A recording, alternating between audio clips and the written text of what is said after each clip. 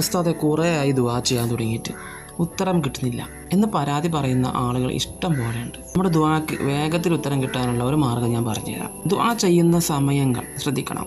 നമ്മൾ ദുആ ചെയ്യുന്ന സമയം, ദുആ ചെയ്യുന്ന രീതി, അതൊക്കെ ഒന്ന് ശ്രദ്ധിക്കുകയാണെങ്കിൽ നമ്മുടെ ദുആക്ക് അല്ലാഹു സുബ്ഹാനഹു വ തആല വേഗത്തിൽ ഉത്തരം തരും. 5 വഖത്ത് നിസ്കാരത്തിന് ശേഷം ദുആ ചെയ്യുക, മഴ പെയ്യുന്ന സമയത്ത് ഖിബ്ലക്ക് നേരെ നിന്നുകൊണ്ട് ദുആ ചെയ്യുക.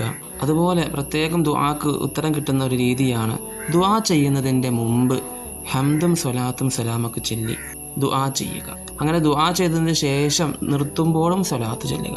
നമ്മുടെ സ്വലാത്തിനൊരു പ്രത്യേകതയുണ്ട്, അത് അള്ളാഹു സ്വീകരിക്കാതിരിക്കില്ല. അപ്പോൾ തുടക്കത്തിലും അവസാനത്തിലും സ്വലാത്ത് വരൽ കൊണ്ട് ആ 2 സ്വലാത്തും അള്ളാഹു സ്വീകരിക്കുകയും അതിനിടയിൽ നമ്മുടെ ദുആ തട്ടിക്കളയില്ല എന്നാണ് പണ്ഡിതന്മാർ പറഞ്ഞിട്ടുള്ളത്.